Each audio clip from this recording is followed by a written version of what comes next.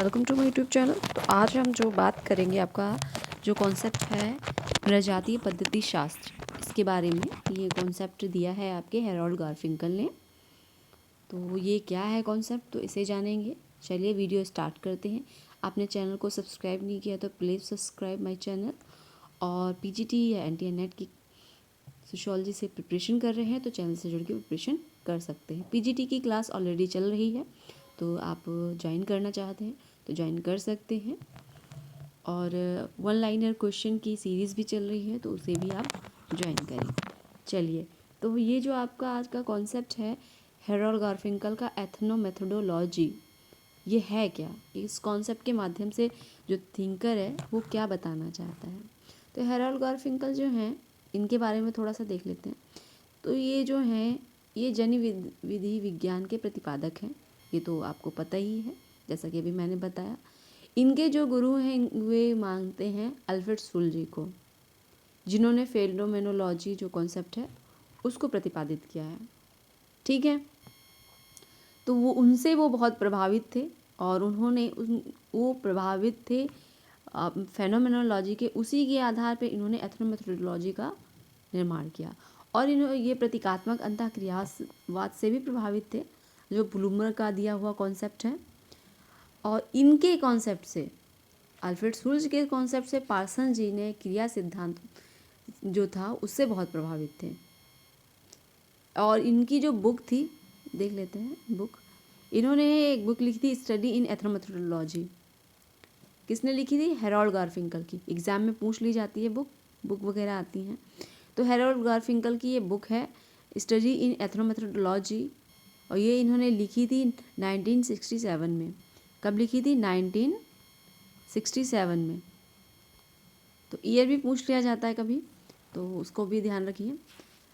तो गारफिंकल ने इसी पुस्तक में जो है पारस्परिक क्रिया सिद्धांत की परंपरा के अंतर्गत जो भी चीज़ें सीखी, उन्होंने कहा ये जो घटना क्रिया विज्ञान है, जनविधि विज्ञान है, इसमें हम दिन प्रतिदिन की जो क्रियाएं होती हैं, सूक्ष्म घटनाएं होती हैं, उसका निर्माण करते हैं। गारफिंकल अपने आप को क्या कहते थे?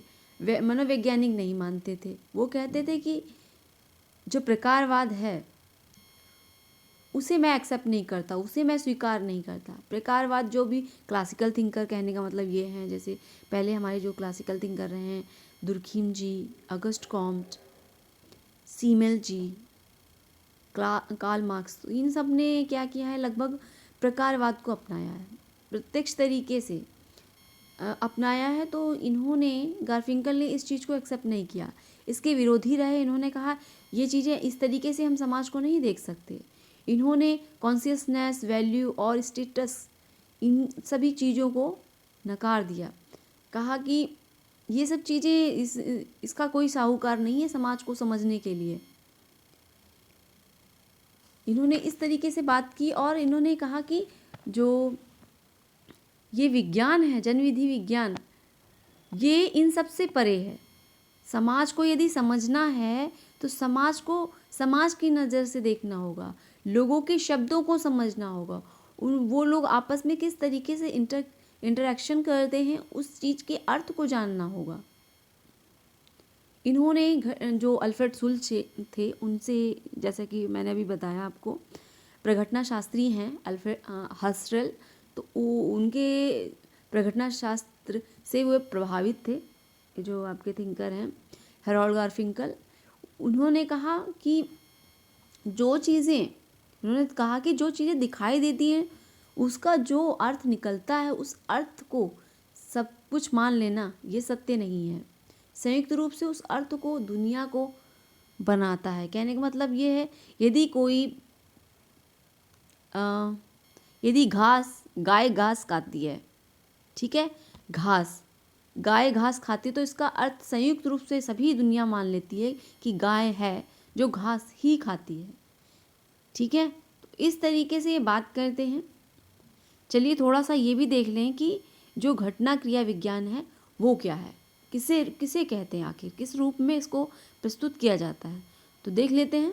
तो जो जनविधि विज्ञान है उसके बारे में ये बताते हैं कि जो समाज है, समाज के एक पहलू को जान लेना, कहने का मतलब ये है कि केवल जीवन के किसी एक पहलू को लेकर प्रश्न पूछते हैं और इस प्रश्न का उत्तर हमें सामाजिक दुनिया को समझाने में सहायता देता है। वो कहते हैं कि रोज़मर्रा के व्यवहार में हम जिस दुनिया की जानकारी मिलती है वह दुनिया व्यवस्थित होती है। जब मरीज़ कहता है कि शादी ब्याह के मौके पर भांति भांति के व्यंजन को मिलते हैं तो उसे कुछ अव्यवस्थित नहीं होते। देखा जाए तो ये सामाजिक दुनिया है। कहने का मतलब एक व्यवस्था है जहाँ पे जो चीज़ें होती है उसका माहौल क्रिएट होता है। शादी माहौल में खुशी का माहौल होता है, वहाँ पे मातम नहीं हो सकता। यदि मातम होता है तो वो कन्वर्ट हो जाएगा, लोग उसी हिसाब से चलने लगेंगे। प्रतिबिंब का आधार बनता है। गॉरफिंकल ने कहा कि जिस प्रकार इसकी व्याख्या गिडिंग्स ने की है उसका अर्थ यह है कि समाज की जो भी यथार्थता है उसका अर्थ लोग मिलजुल कर समान रूप से निकाल लेते हैं। ठीक है, लोग अब आपसी बातचीत के माध्यम से वास्तविक दुनिया को समझना चाहते हैं और इसकी बातचीत में लगे लोग लगभग एक ही अर्थ लगाते हैं। ठीक है, अब शादी का माहौल है। शादी कहने पर आपको समझ, जैसे कि मैंने आपसे कहा कि शादी है तो किसी की शादी है मान लीजिए, तो आपने क्या, आपके माइंड में इमेजिनेशन वही सब चीज़ें घूमने लगी कि हाँ शादी है तो खुशी का माहौल है। जो भाव मैंने उस शब्द में एक शब्द से, प्रतीक के माध्यम से हमने उसके अर्थ को जान लिया, आपने भी उसे समझा जिस रूप में आप, जैसे जिस भाव से मैंने कहा उस भाव से आपने समझ लिया। इस समझने की प्रक्रिया को जो हैरोल्ड गारफिंकल हैं क्या कहते हैं कि यही दुनिया है, जो यही है जो जन विधि विज्ञान में हमें अध्ययन करना है।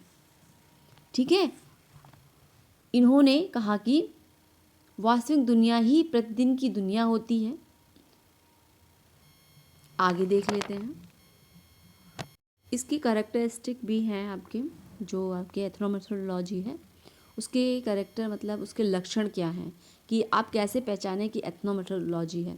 तो इन्होंने कहा कि गॉरफिंकल ने कि जो भाषा है दुनिया को समझने के लिए, जो बातचीत है, भाषा नहीं बातचीत है, उसे आप, वो सबसे ज़्यादा ज़रूरी है। यदि बातचीत होती है, लोग इससे इंटरेक्शन करते हैं।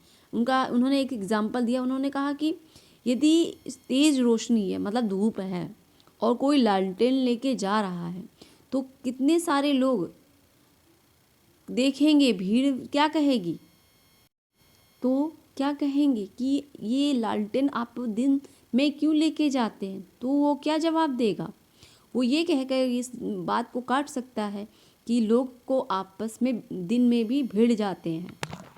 ऐसी बात कही इन्होंने। और इन्होंने कहा कि बातचीत ही एक ऐसा सहारा है जिसके माध्यम से समाज में हम क्या कर सकते हैं, दूसरे की बातों को समझ सकते हैं, दुनिया के भाव को, दुनिया को समझ सकते हैं। लोगों की जो बातचीत होती है टिकाऊ बातचीत होती है। कहने का मतलब ये है कि पारस्परिक जो क्रियाएं होती हैं, प्रतीक होते हैं, प्रतिबिंब होते हैं, वो वास्तविक होते हैं। लोग यदि एक शब्द के माध्यम से मैं आपको कुछ बता रही हूँ, आपको उसी शब्द का वही अर्थ ले लेते हैं, इसका मतलब इंटरेक्शन ही है। गारफिंकल ने क्लासिकल विरोधी माने जाते हैं। जैसा कि अभी मैंने बताया आपको कि ये जो हमारे गारफिंकल हैं वो इस चीज़ को नहीं मानते। वो क्लासिकल थिंकर जो भी रहे हैं उनके जो प्रत्यक्षवाद है उसको नहीं मानते, उसके विरोधी रहे हैं। इन्होंने कहा कि समाज को यदि स्टडी करनी है तो आप सूक्ष्म रूप से करिए, वृहद स्तर से मत करिए, क्योंकि क्लासिकल थिंकर जो रहे हमारे उन्हें वृहद स्तर से स्टडी की है समाजशास्त्र की।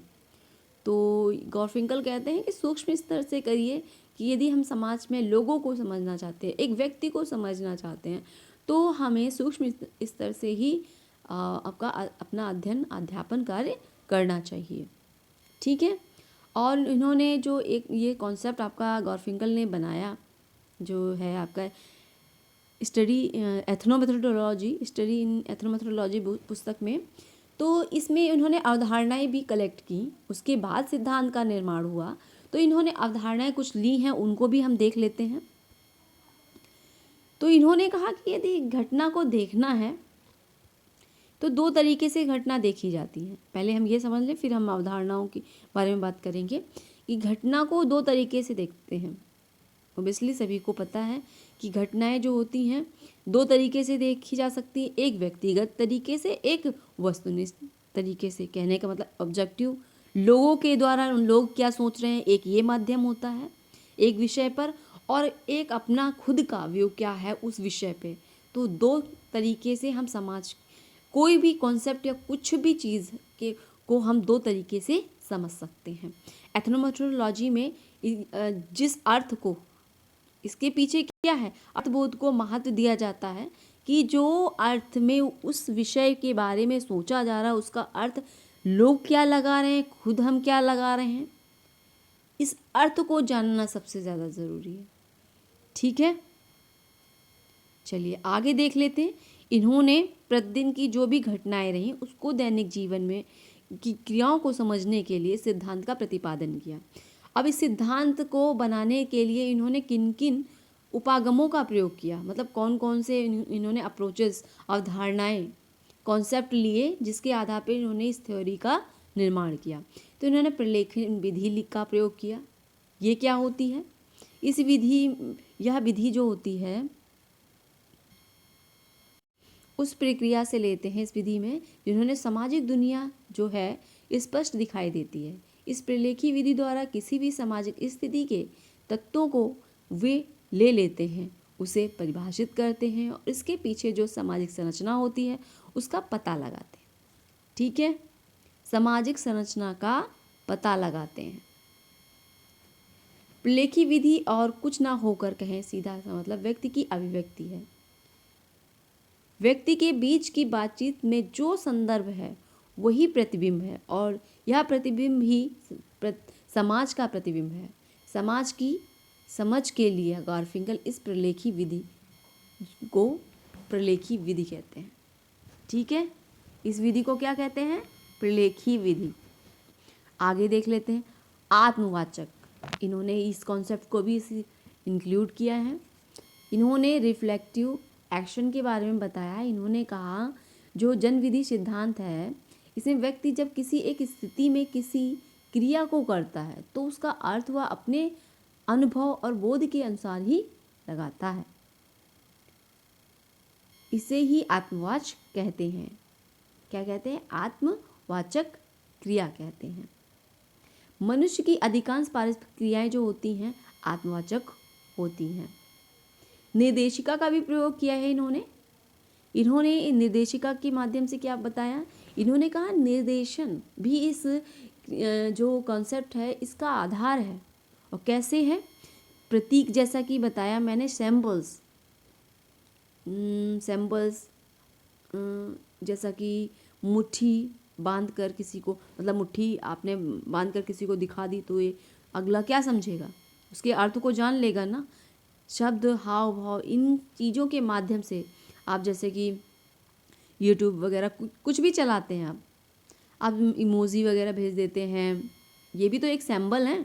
इसके माध्यम से क्या होता है, अगला क्या करता है, उस चीज़ को समझ लेता है कि हाँ स्माइली भेजी तो उसने अर्थ लगा लिया कि हाँ वो खुशी की बात कर रहा है।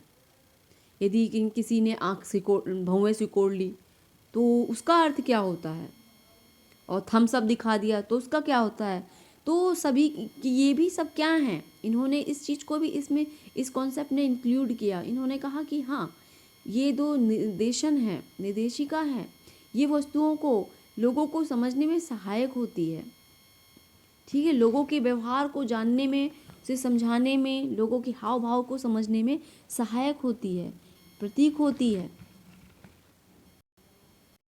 सामान्य यथार्थता, कॉमन रियलिटी, इसे भी इन्होंने ये जो कॉन्सेप्ट है इसमें इंक्लूड किया है। जनविधि विज्ञान में इसका क्या डेफिनेशन है ये भी देख लेते हैं। यथार्थ, जैसे शब्द से आपको समझ में आ रहा होगा, कॉमन रियलिटी, जो सामान्य भाषा है, सामान्य दुनिया है, उसको समझने का अवधारणा। सामाजिक व्यवस्था उन तकनीकों के प्रयोग द्वारा बनी होती है जो लोगों को एक निश्चित बोध या अर्थ देती है। इस समान तकनीकी के कारण लोग क्या करते हैं, सामान्य वास्तविकता में भागीदार होते हैं। दूसरी तरफ से यदि देखा जाए तो कुछ वास्तविकता भी होती है जिसे उतना महत्वपूर्ण नहीं माना जाता जितना कि तकनीक के समान के रूप में समझा जाता है। इनका कहने का मतलब ये था कि यदि बिहार में चोरी चारा में जो सत्याग्रह हुआ था, तब वो लोग वहाँ पे कितना आक्रोशित हो गए थे, तो पुलिस में जो था थाने वगैरह फूंक दिए थे उन्होंने, लोगों ने। तो थाने को फूंकना उनके लिए इतना महत्वपूर्ण नहीं है जितना कि वह तकनीक महत्वपूर्ण है। उनके माध्यम से पुलिस के जवानों को थाने में ही जला दिया गया था। तो इसका मतलब ये है कि जो गारफिंकल हैं कहते हैं कि यथार्थता को समझने के लिए, वास्तविकता को समझने के लिए तकनीकी पर जोर दिया था। उनकी यही सिद्धांत का आधार है और उन्होंने सामान्य बात कही है कि समाज क्या है, सामाजिक संरचना क्या है। इन प्रश्नों का उत्तर पाने के लिए ही इस बात पर जोर देते हैं कि लोगों की सामान्य समझ क्या है।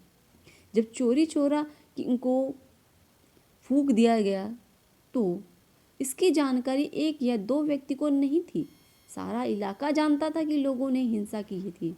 इस हिंसा में दुखी होकर गांधी जी ने इस सत्याग्रह को वापस ले लिया था। उस समय हिस्ट्री में ये है, क्वेश्चन आता है।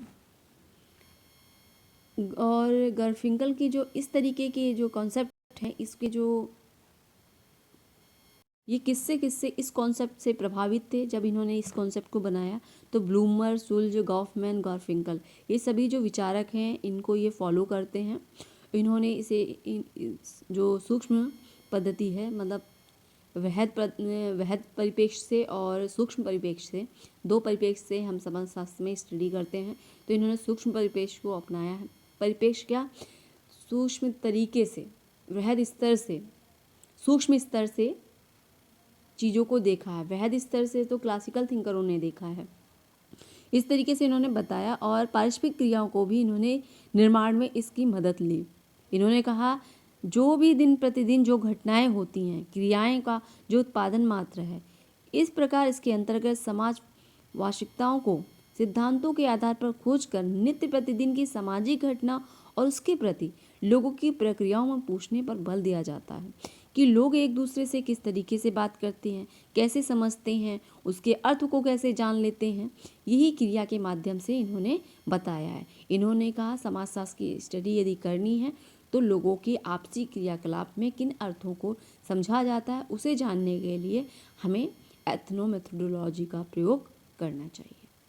ठीक है, तो ये था आज का हमारा कॉन्सेप्ट एथनोमेथोडोलॉजी जो हैरोल्ड गारफिंकल का दिया हुआ है। नेक्स्ट वीडियो में हम जो बात करेंगे आपका जो रहेगा कॉन्सेप्ट फेनोमेनोलॉजी, उसे देखेंगे जो हसरल जी का है। ठीक है, तो वीडियो अच्छी लगी हो तो लाइक करिएगा। नेक्स्ट वीडियो में फिर मिलते हैं। Thanks watch.